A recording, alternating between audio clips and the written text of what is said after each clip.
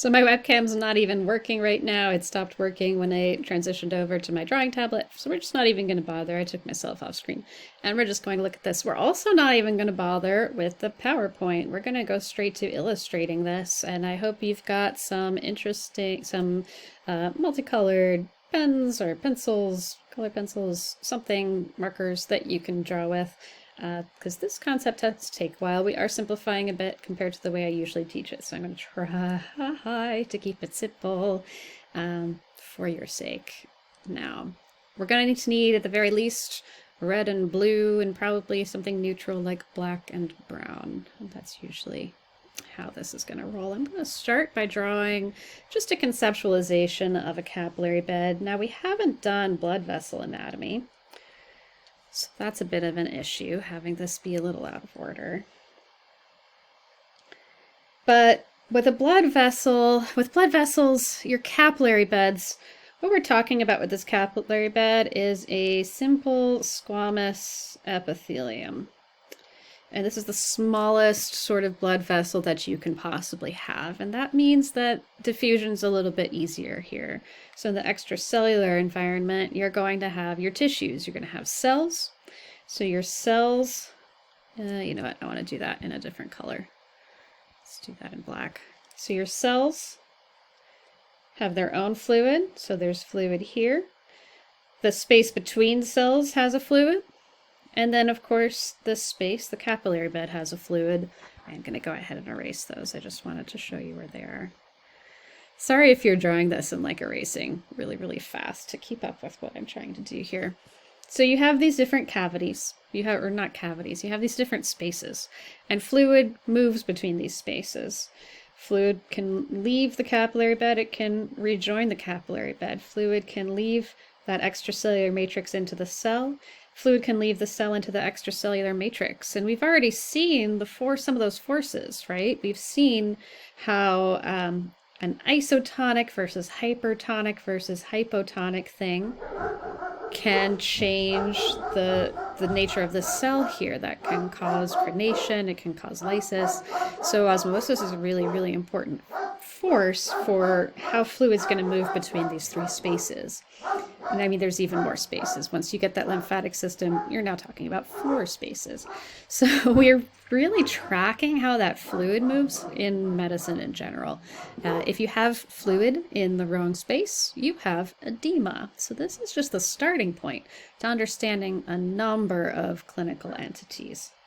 So what I want to do here is talk about a little bit more about our blood vessel anatomy. You have arteries. And you have veins. So in general, an artery is taking blood away from your heart.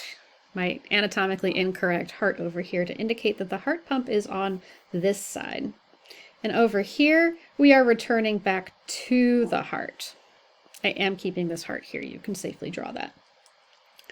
So this is going to return blood back to the heart. So we're going to go from larger blood vessels to smaller, smaller, smaller, smaller before we get to the simple squamous epithelium of a capillary bed. And then they're going to get larger, larger, larger, larger, and eventually return that blood back to the heart. So that's our general blood vessel anatomy. So this is going to slow us down. Capillary bed slows down everything and it lowers blood pressure. Because we're not actually talking about one capillary bed, we're talking about a lot of capillary beds. So let's keep this in black. I'm going to show you that this is going to be slower. Oof, it's doing the thing. It's doing this a lot when I was running multiple things, trying to do this over Zoom meetings. So slower. I actually have to write it slower just because my processor can't handle it. So, okay. Slower. As we go this way, things get slower. It means they get lower pressure as we move from arteries to veins.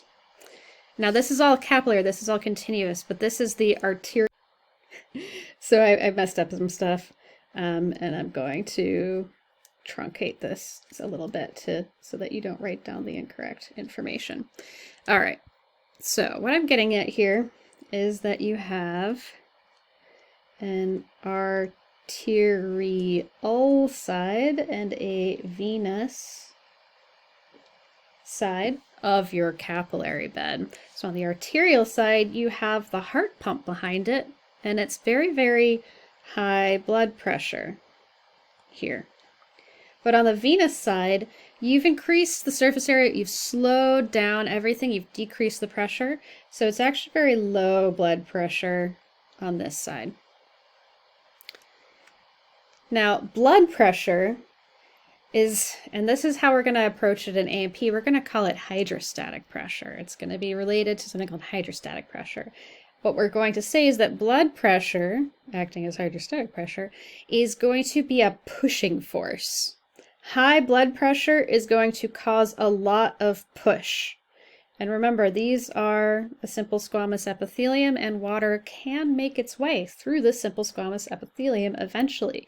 If there's a lot of push out of this epithelium, then water will leave. It can leave, so it will leave.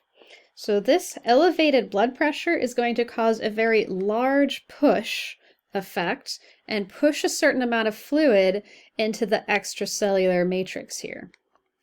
Meanwhile, on the venous end, we've slowed everything down, we've decreased all of the pressure, so the blood pressure is very low. There is still blood pressure, there is still a push, it's just very small. So if you are drawing this at home, and you're trying to follow along despite all my shenanigans, this should be a really fat, big ol' arrow right here. This should be still an arrow from the inside to the outside of the capillary bed, but it should be pretty skinny. So they're going the same direction. We're starting inside the capillary bed, we're ending outside the capillary bed. This is a big arrow, this is a small arrow, because this is a high blood pressure and this is a low blood pressure. Both of them are blood pressure, and both of them are causing a push out into the extracellular matrix, ECM. Now this makes it look like you're always pushing fluid out into the extracellular matrix, and to an extent you are, but you do have an opposing force. You have a force that pulls fluid into the cardiovascular system, and in fact I mentioned it earlier today, so I'm going to give you 5 seconds to see if you can remember what plasma protein exerts osmotic force in the cardiovascular system. You have a plasma protein known as albumin. It's kind of a triangular plasma protein overall. I was kind of illustrated like this. I'm sure there's some researcher seeing me draw these 2 different ways and just like screaming internally. You have just as much albumin on your arterial end as you have on your venous end. So you have the same amount of osmotic pressure on the arterial end as you have on your venous end. So this is exerting osmotic pressure. This is also exerting osmotic pressure. And that literally means, you know what, let me get rid of those arrows. There's too many arrows already. Oh, you guys are so mad at me right now. I can feel it. Okay, that means that fluid will be drawn towards this. Fluid will be drawn towards this.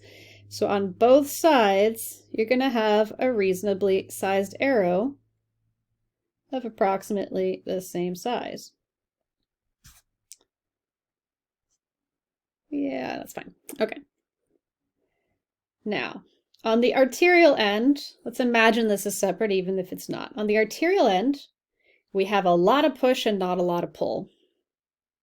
That's like saying your bills are $4,000, but your income is $2,000.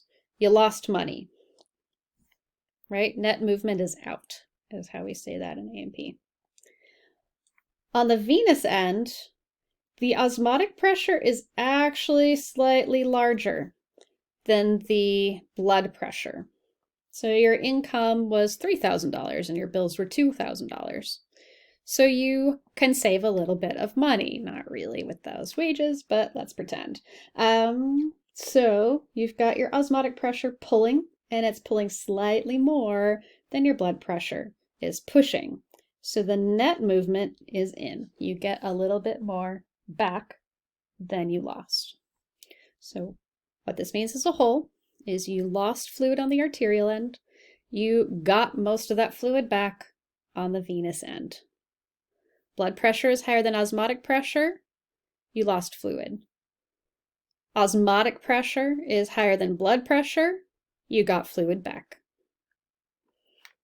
And that's a good thing. That's how it's supposed to work. We want it to be this way. The fact that it is this way means you don't always have too much fluid in the extracellular matrix.